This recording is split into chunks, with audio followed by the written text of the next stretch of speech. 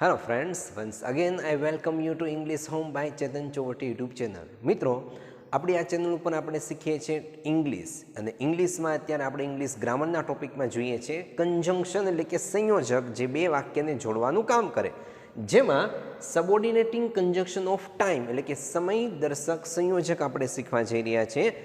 As long as એટલે જ્યાં સુધી ત્યાં સુધી, સો લોંગ એઝ એટલે પણ જ્યાં સુધી ત્યાં સુધી. અહીંયા કન્જંક્શન તરીકે છે ટાઈમ ઓફ કન્જંક્શન, સમય દર્શક સંયોજક, એટલે તેનો મિનિંગ થાય જ્યાં સુધીથી લઈને ત્યાં સુધીનું વાક્ય. જો કે એઝ લોંગ એઝનો ઉપયોગ, સો લોંગ એઝનો ઉપયોગ એક કન્ડિશન એટલે કે ઇફના અર્થમાં પણ થાય, એ આપણે પછી જોઈશું. અને આમ તો કમ્પેરિઝન તરીકે પણ વપરાય. એટલે અત્યારે આપણે કન્જંક્શન તરીકે સંયોજક તરીકે જોઈએ છે, પછી કન્ડિશનના વાક્યને કમ્પેરિઝનના એક બે વાક્ય આપીશ તમને સમજાવવા માટે. ચાલો તો જોઈએ પહેલું વાક્ય, જ્યાં સુધી તમે બીજાની મદદ કરશો ત્યાં સુધી ભગવાન તમારી મદદ કરશે. આવા ઘણા બધા વાક્ય આપણે રોજિંદા લાઈફમાં, રૂટીન લાઈફમાં બોલતા હોઈએ છીએ, ક્યાંક વાંચતા હોઈએ છીએ. જ્યાં સુધી તમે બીજાની મદદ કરશો ત્યાં સુધી ભગવાન તમારી મદદ કરશે. આ ભવિષ્યકાળ જોયો, કરશે એટલે આ આવશે ભવિષ્યકાળ. પણ એઝ લોંગ એઝ આપણે જ્યારે વાપરીએ, એઝ લોંગ એઝ, તો એઝ લોંગ એઝ પછી આવતું વાક્ય વર્તમાન કાળનું હોય, એ ભવિષ્યકાળનું ન હોય. મદદ કરશો એટલે ભવિષ્યકાળ અહીંયા નહીં બને, આ બનશે સાદો વર્તમાન કાળ. અને ભગવાન તમારી મદદ કરશે એ વાક્ય બનશે ભવિષ્યકાળનું.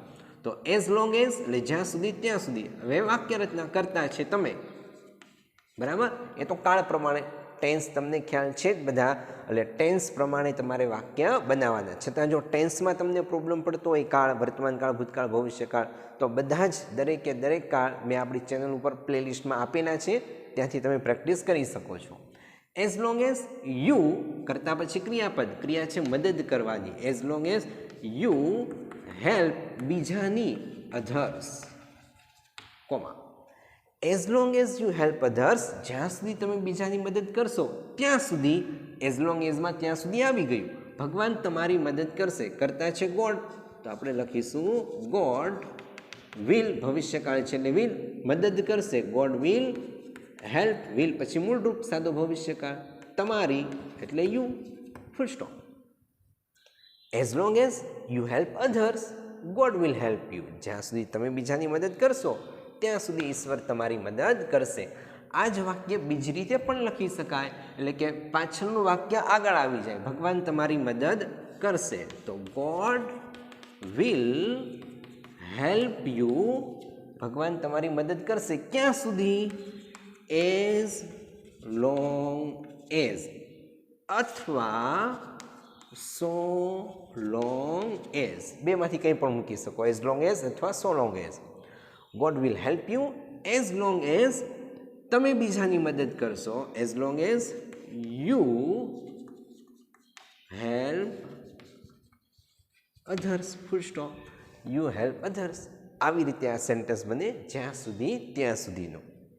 નેક્સ્ટ, જ્યાં સુધી તમારી પાસે પૈસા છે ત્યાં સુધી દરેક તમારી રિસ્પેક્ટ કરશે, માન આપશે. તો ક્યાં સુધી? જ્યાં સુધી તમારી પાસે પૈસા છે, આ વર્તમાન કાળ, તમારી રિસ્પેક્ટ કરશે, આ ભવિષ્યકાળ, બરાબર? ચાલો તો આપણે અહીંયા મૂકીએ, એઝ લોંગ એઝ તમારી પાસે પૈસા છે, કરતાં તમારી પાસે એટલે યુ, પાસે હોવું એટલે હેવ, વર્તમાન કાળ. As long as you have money, comma, જ્યાં સુધી તમારી પાસે પૈસા છે ત્યાં સુધી દરેક તમારી રિસ્પેક્ટ કરશે, એવરીવન વિલ, ભવિષ્યકાળ છે એટલે વિલ, રિસ્પેક્ટ યુ, યુ એટલે તમારી, everyone will respect you.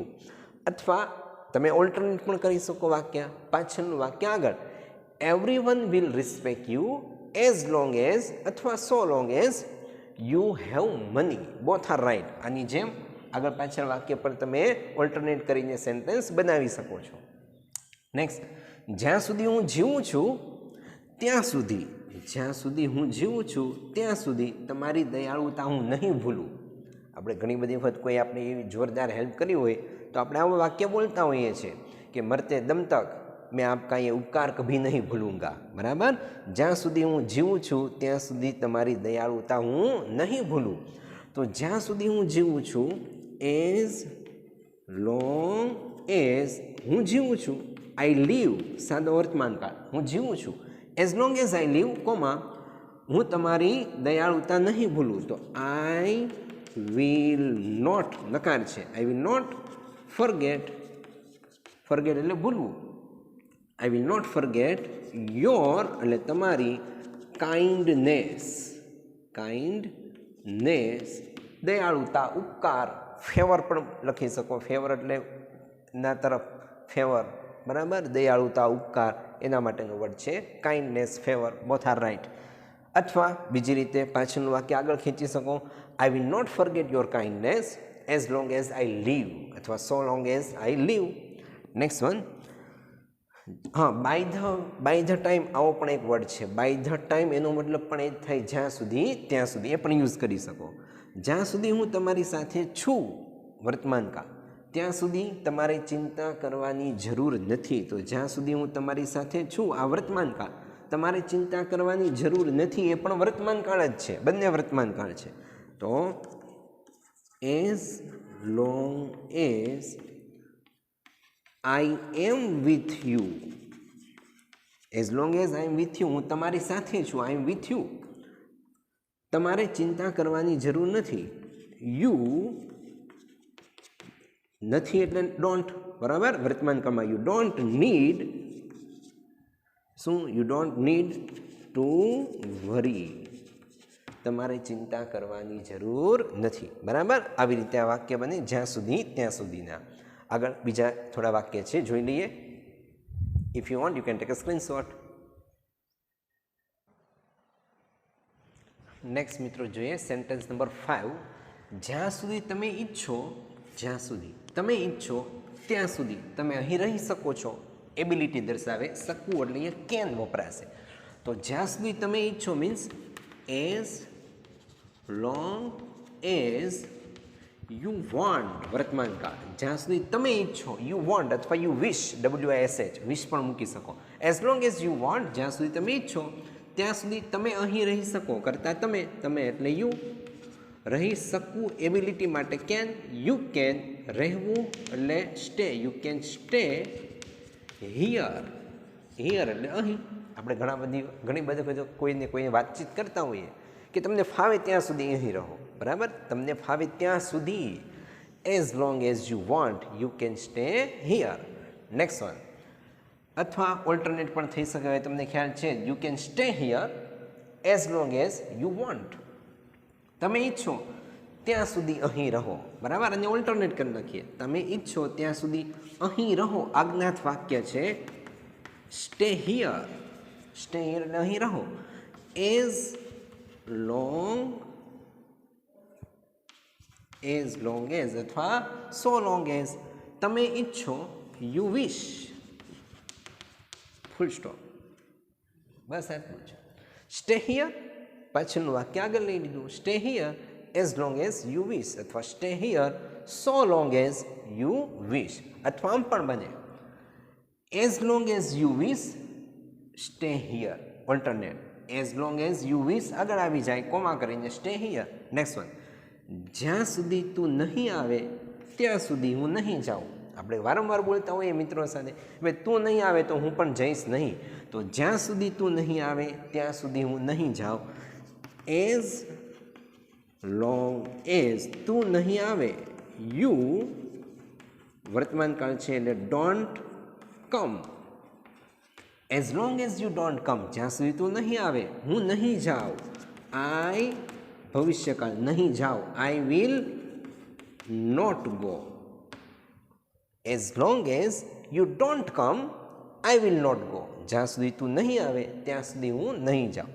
By the time એવું પણ મેં તમને કહ્યું હતું, તમે બાય ધ ટાઈમ પણ ઉપયોગમાં લઈ શકો। અહીંયા by the time you don't come I will not go, આવી રીતે પણ વાક્ય બને। હવે જુઓ, આપણે શરૂઆતમાં વાત કરી હતી એક તો કંજંક્શન તરીકે હોય ત્યારે એનો મતલબ થાય જ્યાં સુધી ત્યાં સુધી, ટાઈમ દર્શાવે, એઝ લોંગ એઝ સો લોંગ એઝ, પરંતુ એનો બીજો ઉપયોગ કન્ડિશન એટલે ઇફના અર્થમાં પણ થાય, બરાબર. તો અહીંયા જો કન્ડિશનના અર્થમાં આપણે વાક્ય લઈએ છીએ, પણ આ જે છે એ કન્જક્શન તરીકે એમ નથી, કન્ડિશન તરીકે અહીંયા લીધું છે. આ કન્જક્શન ઓફ ટાઈમ તરીકે અહીંયા આવતું નથી. મને આ રસ્તા ઉપર ચાલવામાં વાંધો નથી જો તમે સાથે આવો. મસ્ત વાક્ય આ રીતના બનતા હોય છે. મને આ રસ્તા પર ચાલવામાં વાંધો નથી જો તમે સાથે આવો. તો વાક્ય બનાવીએ, મને આ રસ્તા પર ચાલવામાં વાંધો નથી. આઈ ડોન્ટ માઇન્ડ, એટલે મને વાંધો નથી. શાનો? વોકિંગ એટલે ચાલવાનો. ક્યાં? On this road. I don't mind walking on this road as long as અથવા so long as long as આપણે એને ઇફના અર્થમાં લઈએ છીએ. ઇફ તમે સાથે આવો. You come with me. બરાબર. As long as you come with me means if you come with me, જો તમે સાથે આવો તો મને આ રસ્તા ઉપર ચાલવામાં કોઈ વાંધો નથી. તમે કંઈ પણ પ્રાપ્ત કરી શકો જો, કન્ડિશનના અર્થમાં, ઇફના અર્થમાં, તમે સખત મહેનત કરો. બરાબર. તમે કંઈ પણ પ્રાપ્ત કરી શકો જો તમે સખત મહેનત કરો. તો તમે કંઈ પણ પ્રાપ્ત કરી શકો. યુ કેન, શકવું એટલે can, you can achieve anything. Anything એટલે કંઈ પણ. You can achieve anything as long as અથવા સો લોંગ એઝ, જો શું? તમે સખત મહેનત કરો. યુ વર્ક એટલે મહેનત કરવી, હાર્ડ એટલે સખત. As long as you work hard, જો તમે સખત મહેનત કરો તો પછી કંઈ પણ વસ્તુ પ્રાપ્ત કરવી મુશ્કેલ હોતી નથી. આ જોયું આપણે કન્ડિશન. હા, એક કમ્પેરિઝનના અર્થમાં પણ વપરાય. બરાબર. ડિગ્રી કમ્પેરિઝન, આપણે પોઝિટિવ, કમ્પેરેટિવ, સુપરલેટિવ ત્રણ ડિગ્રી જોઈ ગયા છે.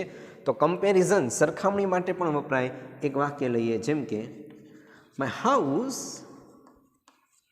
Is as long as. અહીંયા જો એઝ લોંગ એઝનો મતલબ થાય, અહીંયા લોંગ એટલે મતલબ થાય લાંબુ. બરાબર. અહીંયા સુધીના અર્થમાં નથી. My house is as long as your house. એનો મતલબ એવો થાય મારું ઘર તમારા ઘર જેટલું જ. અહીંયા એઝ એટલે ના જેટલું, કમ્પેરિઝન શું છે? લાંબુ. અહીંયા એઝ વિશેષણ એઝ એટલે કે એઝની વચ્ચે વિશેષણ મુકાયું, આ કમ્પેરિઝન દર્શાવે. અહીંયા જ્યાં સુધી ત્યાં સુધીના અર્થમાં નથી, આ કન્ડિશનના અર્થમાં પણ નથી. My house is as long as your house. મારું ઘર તમારા ઘર જેટલું જ લાંબુ છે. કમ્પેરિઝન આ થયું, ધ્યાન રાખજો. ચાલો, આ જોયું આપણે કન્જંક્શન ઓફ ટાઈમ, સબોર્ડિનેટેડની કન્જંક્શન ઓફ ટાઈમ, જ્યાં સુધી ત્યાં સુધી. બરાબર. આશા રાખું તમને ક્લિયર ખ્યાલ આવ્યો હશે. મિત્રો, તમારા ફ્રેન્ડ સર્કલમાં શેર કરજો, જેથી તમારા બીજા ફ્રેન્ડને પણ શીખવામાં સરળતા રહે, વધારે શીખી શકે. વિડીયોને લાઇક કરી દો અને આવા જ નવા વિડીયો મળતા રહે. અમારી ચેનલ સબસ્ક્રાઇબ ન કરી હોય તો અત્યારે સબસ્ક્રાઇબ કરી દો. મિલતે એક છોટે સે બ્રેક કે બાદ if you want you can take a screenshot too.